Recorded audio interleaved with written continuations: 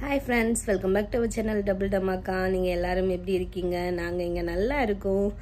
இன்னைக்கு வந்து day before delivery. நாளைக்கு வந்து டெலிவரிக்காக அட்மிட் பண்ண போறாங்க. எனக்கு வந்து எப்படி இருக்கு அப்படின்னு சொல்லணும்னா நான் வந்து கொஞ்சம் டென்ஷனா இருக்கேன். ஏன்னா திடீர்னு அட்மிட் அப்படிங்கிற வார்த்தை அப்புறம் பெயின் நாங்களே வர வைக்க போகிறோம் இந்த வார்த்தைகள் எல்லாம் என்னை வந்து கொஞ்சம் பயம் காட்டிட்டுன்னு தான் சொல்லலாம். பட் நேற்று வந்து நான் ரொம்ப பயந்தேன். பட் இன்றைக்கி வந்து நான் வந்து எல்லாம் கரெக்டாக இருக்கா எங்கள் வீட்டில். நான் டெலிவரிக்கு போனால் என்னோட பையனும் என்னோட ஹஸ்பண்டும் எல்லாத்தையும் மேனேஜ் பண்ணிடுவாங்களா அப்படின்னு யோசிச்சுட்டு இருக்கேன். ஸோ ஈவினிங் இப்போ தான் ஆயிருக்கு. நான் நல்லா ஆஃப்டர்நூன் வந்து லன்ச் சாப்பிட்டு கொஞ்சம் நேரம் தூங்கி எழுந்திரிச்சிருக்கேன். ஸோ என்ன வந்து ஈவினிங்க்கு மேலே என்னோட வீடு நான் எப்படி டெலிவரிக்கு ரெடியாக போகிறோம் அப்படிங்கிறது தான் இந்த விளாக்ல பார்க்க போகிறீங்க. இப்போ வந்து நிறைய பேர் டெலிவரி கூட ப்ரைவேட்டில் பார்க்கலான்னு சொல்கிறாங்க. பட் கிளினிக்லலாம் பார்க்க முடியாது, ஹாஸ்பிட்டலில் வந்து பார்க்கலாம். லண்டன் ஹாஸ்பிட்டல், அதுக்கப்புறம் இன்னும் 2-3 ஹாஸ்பிட்டல்ஸ் இருக்குது, அங்கெல்லாம் பார்க்கலாம். ஏன்னா இப்போ வந்து முந்தி வந்து கவர்மெண்டில் வந்து சார்ஜ் பண்ணலை, இப்போ சார்ஜ் பண்ணுறனால நம்ம வந்து நிறைய பேர் வந்து ப்ரைவேட்டாக ஹாஸ்பிட்டலில் கூட பார்க்குறாங்க.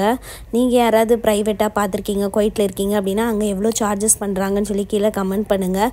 நான் வந்து டெலிவரிலாம் முடிச்சுட்டு உங்களுக்கு ஏதாவது டவுட்ஸ் இருந்ததுன்னா அதெல்லாம் சின்ன சின்ன ஷார்ட்ஸில் போடுறேன். ஸ்கேனுக்கு இங்கே எவ்வளோ ஆகுது, அதுக்கப்புறம் டெலிவரி சார்ஜ் எவ்வளோ அப்படிங்கிறதெல்லாம் சின்ன சின்னதாக ஷார்ட்ஸில் போடுறேன். அப்போது யாருக்காவது யூஸ்ஃபுல்லாக இருக்கும். நான் வந்து ஃபஸ்ட்டு வந்து மெட்ரோவில் தான் பார்த்தேன், முழுக்க மெட்ரோவில் தான் பார்த்தேன். அதனால் மெட்ரோவில் எல்லாமே பார்த்தது. மெயினாக மெட்ரோவை எதுக்கு சூஸ் பண்ணேன்னா அங்கே வந்து கூட்டம் கிடையாது. அதுக்கப்புறம் அது வந்து புதுசாக ஹாஸ்பிட்டல் வந்திருக்காங்க. சில நேரம் கொஞ்சம் ஏதாவது ஆஃபர்ஸ் மாதிரி போடும்போது கொஞ்சம் காசுலாம் கம்மியாச்சுது. அதுக்கப்புறம் மெயினாக கூட்டமே இல்லாமல் இருக்கும், ஒரே டாக்டர் தான் இருப்பாங்க. ஷிஃபா கிளினிக்கை பொறுத்த மட்டும் 3 டாக்டர் உண்டு.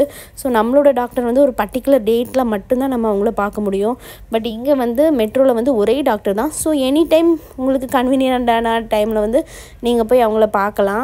அதுதான், அதனால நான் வந்து மெட்ரோ தான் சூஸ் பண்ணேன். பாத்திரம் கழுவிட்டு இருக்கீங்களா? உன்னோட டிஃபன் பாக்ஸ் மட்டும் கழுவிட்டு இருக்கீங்களா? கழுவ தெரியுமாடா? பாத்திரம் கழுவ தெரியுமா? கழுவி இருக்கா? ஆமாம், ஹெரனுக்கு நம்ம கழுவுறதுக்கும் ப்ராக்டிஸ் கொடுத்துருக்கோம். அதுக்கப்புறம் நான் தான் இடையில ஸ்டாப் பண்ணிட்டேன். அப்படி தானேம்மா? Very super super. ஹெரன்மா, அம்மா நாளைக்கு ஹாஸ்பிட்டலில் அட்மிட் ஆக போகிறேன், நீங்கள் என்ன நினைக்கிறீங்க?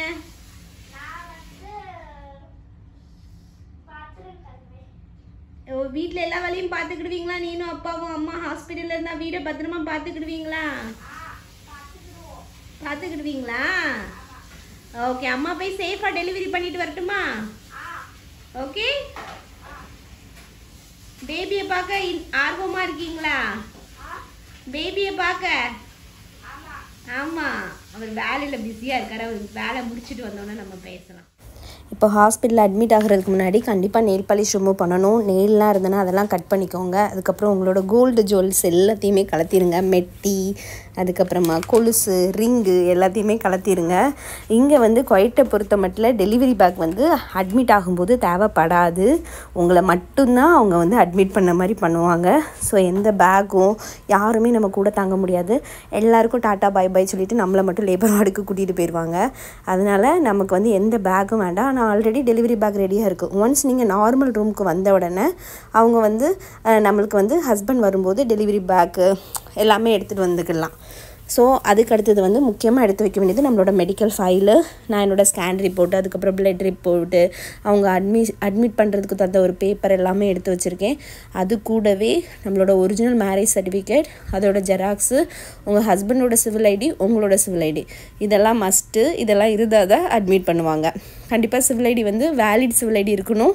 கண்டிப்பாக எக்ஸ்பீரியான சிவில் ஐடிலாம் காமிக்கக்கூடாது. ஸோ எல்லாமே ரெடியாக எடுத்து வச்சுக்கோங்க. இந்த 3 வேணும். நானும் விளாக் கரெக்டாக எடுக்கணும்னு நினச்சேன். பட் என்ன ஆச்சுன்னா எனக்கு கண்டினியூவாக ஃபோனு. நாளைக்கு நான் அட்மிட் ஆக போகிறேன்ல. ஸோ எங்கள் வீட்டிலேருந்து எல்லோரும் ஃபோனு, அம்மா, அக்கா, அண்ணே, அப்பா, மாமியார் அப்படின்னு லைனாக எனக்கு ஃபோனு. எப்படி இருக்க, பயப்படாத அப்படின்னு எல்லாம் சொல்லி நான் இப்போ நார்மல் ஆகிட்டேன்னா அதனால் எல்லாத்தையும் பேசி அப்படி இதாயாச்சு. அதுக்கப்புறமா வந்துட்டு ஃப்ரெண்ட்ஸ் வந்தாங்க வீட்டுக்கு. வந்துட்டு அவங்களும் தைரியம் கொடுத்துட்டு போயிருக்காங்க. அப்படின்னு நாங்கள் பயங்கர பிஸியாக போனோம். ஆக்சுவலாக நம்ம இன்னைக்கு சமைச்சிடலாம், இன்னைக்கு நைட்டே சமைச்சு வச்சிடலாம் நாளைக்கு மத்தியானத்துக்குன்னு சமையல்லாம் ஸ்டார்ட் பண்ணோம். பட் எல்லாம் அப்படியே இருக்குது. இப்போ ஹோட்டலில் வாங்கி சாப்பிட்டுட்டு ரொம்ப சமைக்க போகிறோம். ஏன்னா 2 ஃப்ரெண்ட்ஸ் வந்தாங்க, அவங்க கூடயும் அவங்க பாப்பாஸ் கூடயும் பேசி நல்லா ரிலாக்ஸ்ட் ஆகிட்டு கொஞ்சமாக இந்த டென்ஷன் கூட இப்போ இல்லை. ஏன்னா எல்லாருமே இங்கே டெலிவரி பண்ணவங்க எல்லாரும் அவங்களோட எக்ஸ்பீரியன்ஸை சொன்னோன்னா ஓகேடா பார்த்துக்கலாம்டா எதுவாக இருந்தாலும் அப்படின்னு சொல்லி நானே ஹாப்பி பண்ணிக்கிட்டேன். அப்படி தானே ஹேடன்? அதுலேயும் ஒருத்தங்கலாம் 5 days இருந்தாங்களாம் ஹாஸ்பிட்டலில். அப்போ அதெல்லாம் பார்க்கும்போது நமக்கு ஒன்றும் பெரிய பிரச்சனை இல்லை அப்படின்னு நினச்சாச்சு. அதனால அப்படி நிறைய கதைகள் கேட்கும்போது நமக்கு வந்து நல்ல எனர்ஜி கிடைக்கும். அதுதான் என்னோட இது. ஹேடனும் நல்ல சின்ன பிள்ளைங்களெல்லாம் என்டர்டெயின் பண்ணுறான். அப்படி தானே ஹேடன்? பைக்கு அது இதுன்னு வச்சு இந்த வண்டி இதெல்லாம் வச்சு ஹேடனும் நல்லா அந்த பாப்பாவை என்டர்டெயின் பண்ணி விட்டாச்சு. இப்போ நாங்கள் துணி துவைச்சி காய போட்டிருக்கோம். அதுக்கப்புறம் ஹேடனுக்கு எக்ஸாம் நடக்க போகுது. நான் ஆல்மோஸ்ட் இன்றைக்கி வந்து நாளைக்கு ஹேடன்மாக்கு ஹிந்தி எக்ஸாம் வந்து என் ஹஸ்பண்ட் பார்த்துக்கிடுவாங்க. மேக்ஸ் எக்ஸாமுக்கு, இவிஎஸ் எக்ஸாம், இங்கிலீஷ் எக்ஸாமுக்குலாம் நான் இதே மாதிரி கொஷின் பேப்பர் ரெடி பண்ணிட்டேன். ஆல்ரெடி இங்கிலீஷ் எழுதிட்டோம்ல, இவிஎஸும் ஹாஃப் எழுதிட்டேன், மேக்ஸுக்கெலாம் இப்போ எழுதிட்டேன். ஸோ எவ்வளோதான் டெலிவரியே ஆனாலும் என் பையனுக்கு எக்ஸாம் நடக்கிறனால இதெல்லாம் நான் தான் டீச் பண்ணிகிட்ருக்கேன். ஸோ நான் கொஷின் ரெடி பண்ணிவிட்டேன். முந்தின நாள் அவங்க டேடி எழுத வச்சுருவாங்க. ஸோ ஹெடனோட எக்ஸாம் வைஸும் எல்லாமே கரெக்டாக போயிட்டுருக்கு. ஆல்மோஸ்ட் எங்கள் வீட்டில் வந்து எல்லாமே ரெடியாக இருக்குது. அதனால் முந்தின நாள் ப்ரிப்ரேஷன் வந்து ரொம்ப மஸ்ட்டு கிடையாது. இது ரொம்ப நாளாக நம்ம வந்து ஒரு 8வது மாதம் தொடக்கத்துலேருந்தே கொஞ்சம் கொஞ்சமாக வீடை வந்து ரெடி பண்ணிகிட்ருக்கேன். வீடு நாங்கள் எல்லாரையுமே நான் அதுக்கேற்ற மாதிரி ரெடி பண்ணிகிட்ருக்கேன். ஸோ இந்த ப்ராசஸ் வந்து எங்களுக்கு வந்து ஒரு வெல் பிளான்டு ப்ராசஸாக இருந்தனால ஈஸியாக இருக்குது. ஸோ இதோட இந்த விளாக் முடியுது. நெக்ஸ்ட் விளாகில் வந்து நான் அட்மிட் ஆகிறதும் டெலிவரி விளாக் எல்லாமே சேர்ந்து வரும். இன்ட்ரெஸ்டிங்கான வீடியோலாம் இருக்குது. ஸோ உங்களை நெக்ஸ்ட் இன்ட்ரெஸ்டிங்கான வீடியோவில் பார்க்குறேன். அது வரைக்கும் பாய்.